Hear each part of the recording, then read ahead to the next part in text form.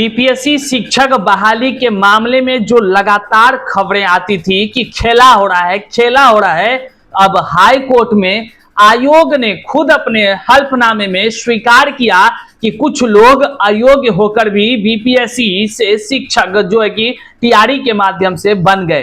क्या कुछ मामला है कंप्यूटर साइंस को लेकर के, जो बीपीएससी टीआरई 1 के शिक्षक बने हैं उसमें अब खलबली मच गया है, क्योंकि उसको लेकर के कंप्यूटर शिक्षक को लेकर के बड़ी आदेश हाई कोर्ट के तरफ से जारी हो गई है। और खास बात क्या है, उसमें जो हल्फनामे दायर किए गए हैं सरकार के तरफ से या कहिए आयोग के तरफ से, उसमें बड़ा कुछ खुलासा हो रहा है। आज के इस वीडियो में हम आपको बताएंगे कि कई सारे बीपीएससी शिक्षकों पर अब कार्रवाई होनी तय मानी जा रही है और कई सारे बीपीएससी शिक्षक की नौकरी अब खत्म होते हुए आपको देखने को मिलेगा, क्योंकि अब हाई कोर्ट का बड़ा आदेश हो गया है। कई सारे राज खुलकर सामने आ चुके हैं। आइए तमाम वो जानकारी से आपको हम रूबरू कराते हैं। उससे पहले नमस्कार, मैं हूं हरे कृष्ण प्रकाश और आप देख रहे हैं साहित्य आजकल। साहित्य आजकल का मतलब ही है वह सच्चाई जो जाननी आपके लिए है बेहद आवश्यक। साथियों, चैनल पर नए हैं तो सब्सक्राइब कीजिए और अपने तमाम साथियों तक एक बार जरूर शेयर करिए। आइए करते हैं सीधे मुद्दे की बात। देखिए, पटना हाई कोर्ट से बड़ी कार्रवाई को लेकर के आदेश हो गई है और खास करके शिक्षक अभ्यर्थियों के हित में एक बड़ा फैसला भी सुनाने का कह लीजिए कि प्रक्रियाएं शुरू हुई है। निश्चित तौर से तमाम ऐसे अभ्यर्थी जो संघर्ष कर फर्जीवाड़ा के खिलाफ संघर्ष करते हैं और अपने हक के लिए आवाज उठाते हैं, निश्चित तौर से उनको न्याय मिलती हुई प्रतीत होती है। देखिए, मामला है कंप्यूटर शिक्षक से जुड़ा हुआ।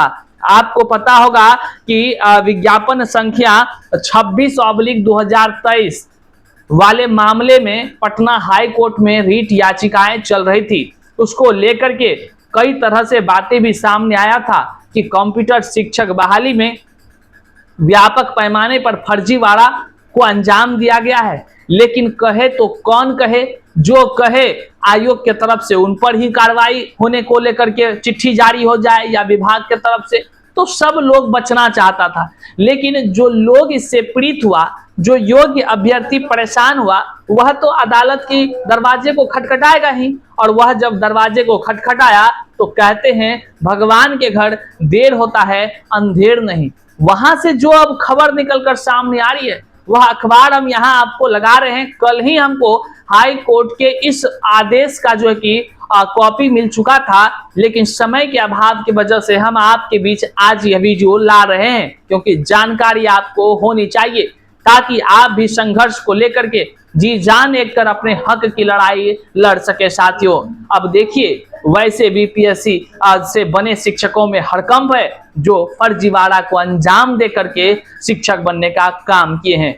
हालांकि इसको झुठलाया नहीं जा सकता है, क्योंकि आयोग ने खुद अपने हल्फनामे में स्वीकार कर लिया है। क्या स्वीकार किया है आप जरा सा देखिए ताकि आप स्पष्ट हो पाएंगे। देखिए, अखबार की ये कट है, हम आपको ऑर्डर कॉपी भी यहाँ दिखा देते हैं लास्ट में। कंप्यूटर साइंस शिक्षक नियुक्ति मामले में सरकार से जवाब तलब है। साथियों, पटना हाई कोर्ट ने बिहार शिक्षक भर्ती के तहत कंप्यूटर साइंस विषय में अयोग्य अभ्यर्थियों की नियुक्ति को लेकर राज्य सरकार और संबंधित विभागों से जवाब मांगा है। न्यायाधीश हरीश कुमार की एकल पीठ के समक्ष ब्रजेश दास व अन्य की ओर से दायर रीट याचिकाओं की सुनवाई के क्रम में जो बातें निकल कर आई, निश्चित तौर से एक चिंतनीय भी बात है और कई सारे मामलों पर अब पुष्टि होती हुई प्रतीत हो रही है। याचिकाकर्ताओं की ओर से वरीय अधिवक्ता ने जो है कि दलील दी कि विज्ञापन संख्या 26/2023 में दिनांक 30 मई 2023 के अनुसार एसटीटी और टीईटी उत्तीर्ण होने वाले अभ्यर्थियों को परीक्षा में शामिल होने का कोई अधिकार नहीं था। मतलब क्या, याद करिए, एसटीटी 2023 जो हुई थी वहां काफी लोग जुगाड़ करके वो सर्टिफिकेट का इस्तेमाल करके जो है कि बन गए शिक्षक, जबकि टीआरई 1 में वही लोगों को मौका मिलना था जो लोग स्टेट 19 पास थे, मतलब पहले के एसटीटी पास थे। लेकिन कई लोग अपना दिमाग लगाएं और ये दिमाग लगाते जब लोग रहे थे उस समय हम लोग भी बता रहे थे कि ये विज्ञापन में नहीं है लिखा हुआ, स्टेट 23 वाले नहीं दे सकते अपना सर्टिफिकेट। लेकिन याद कीजिए उस समय के तत्कालीन जो बीपीएससी के अध्यक्ष थे उन्होंने सर्टिफिकेट को चेंज करने का ऑर्डर दे दिया था और लोग इसी का फायदा उठा लिए और जो है कि सर्टिफिकेट का हेरा फेर करके जो है कि आयोग के आंखों में भी धूल झोंकने का काम कर दिए। हालांकि ये नहीं हो सकता है कि आयोग कहे कि हमें पता नहीं था। तमाम लोग सोशल मीडिया के माध्यम से सभी लोग आवाज उठा रहे थे, हम लोग भी कह रहे थे कि ये कानूनी रूप से और संवैधानिक है, जबकि विज्ञापन में साफ था कि वो स्टेट पास होना चाहिए। लेकिन बाद में स्टेट देने वाला भी लोगों को नौकरी नियुक्ति पत्र लेते हम लोगों ने देखा, योग्य अभ्यर्थियों का सीना छल्ली होते हुए हम लोगों ने देखा, आवाजें बुलंद करती रही लेकिन किसी ने नहीं सुना। अब देखिए आयोग ने क्या चीज हल्फनामा दायर किया, ये जानने की बहुत आवश्यकता है। आगे देख लीजिए, अधिकार नहीं था, वे लोग नहीं शामिल हो सकते थे, लेकिन इसके बावजूद भी ऐसे अभ्यर्थियों को न केवल शामिल किया गया बल्कि उन्हें अस्थायी नियुक्ति पत्र भी जारी कर दिया गया। ये कितना बड़ा धूर्तबाजी है। सवाल उठता है आयोग से भी कि आखिर आपने उस वैसे लोगों का रिजल्ट जारी क्यों किया जो एसटीटी पास नहीं था? आखिर किस आधार, किस नियम से? संविधानिक रूप से जब आप कोर्ट पहुंचते हैं तो वहां संविधान कह रही है कि जो नियम नहीं था वो किया क्यों गया, लेकिन जो नियमे अनुसार न काम कीजिएगा। आयोग के पदाधिकारियों को बारंबार प्रणाम भैया, जो मन में आए सो करिए, ठीक है। लोग अदालत अगर नहीं जाता तो ये बात भी निकल कर सामने नहीं आता, तब तो पूरी दुनिया राम राज नजर आती। और अयोग्य लोग सालों साल से नौकरी कर तनख्वाह उठा रहे हैं, अयोग्य लोग जो है कि आज दर दर का ठोकर अदालत के दरवाजे पर खा रहा है। आयोग के पदाधिकारियों से भी हम पूछना चाहते हैं, हुजूर आप लोग परीक्षा लेते हैं, फॉर्म लोग भरता है, जो लोग स्टेट पास नहीं है झूठे लिख देता है, तो क्या आप उसका भी सब कुछ कर दीजिएगा? कितना बड़ा ये बात है, ये सवाल है कि नहीं? हम टीका टिप्पणी नहीं कर रहे हैं, बस पूछ रहे हैं हुजूर, ये है कि नहीं, एक सवाल है कि नहीं, चिंतन का विषय है ना। आज मानिए नहीं जाता अदालत कोई, तो आज तो वो लोग शिक्षा दे रहा होता, बताइए अयोग्य लोग क्या शिक्षा देगा? अब देखिए,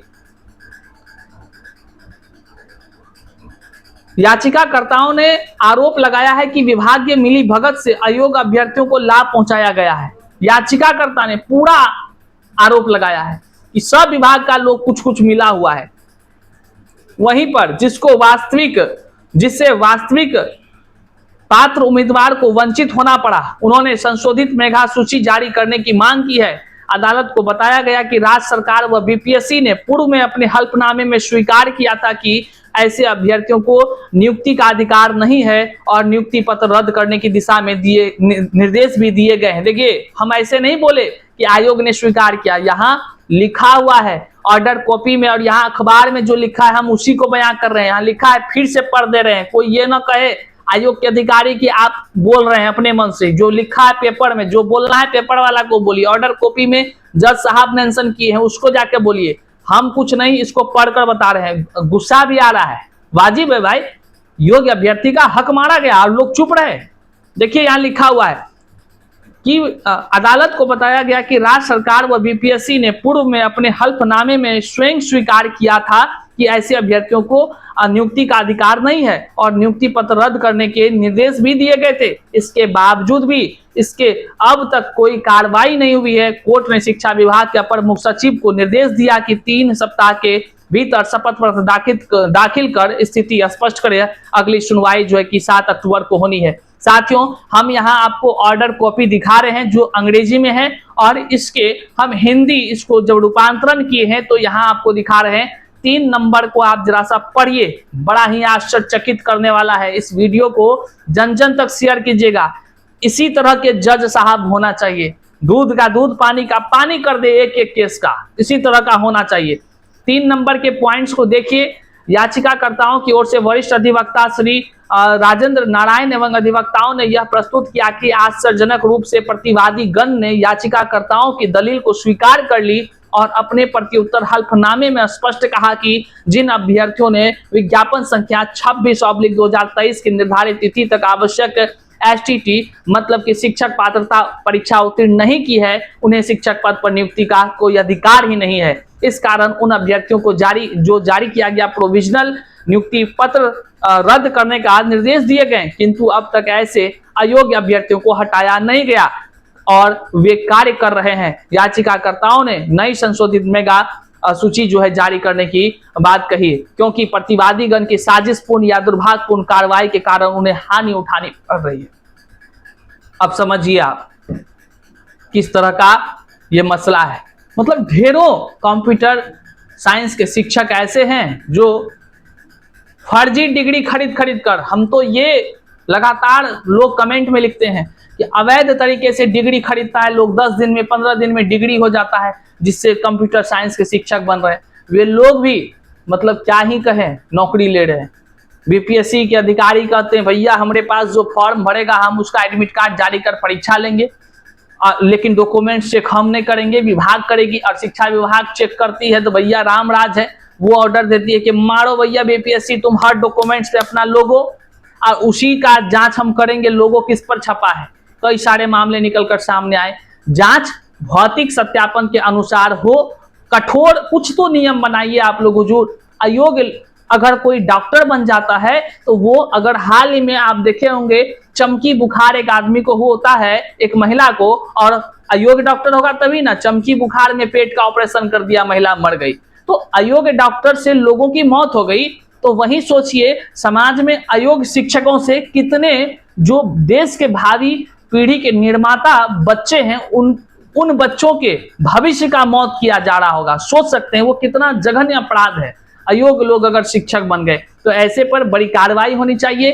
तमाम तरह के जितने भी बीपीएससी टीआरई 1, 2, 3 जितने भी के शिक्षक हैं सभी की डॉक्यूमेंट्स की भौतिक सत्यापन कार्रवाई जो है कि कठोर जांच होनी चाहिए, जिससे योग्य अभ्यर्थी की नौकरी बची रहे और अच्छे से चलता रहे, लेकिन अयोग्य लोगों को हटा दिया जाए, ताकि जो है कि जितने भी बच्चे हैं देश के भावी पीढ़ी के निर्माता है उन सबका भविष्य उज्ज्वल हो सके। बहरहाल इस वीडियो को कहां तक आपको शेयर करना है ये आप पर अब निर्भर करता है। चैनल पर नए हैं तो सब्सक्राइब करना भी आपका कर्तव्य है। इस वीडियो में यहीं तक मिलते हैं अगले वीडियो में, तब तक के लिए जय हिंद।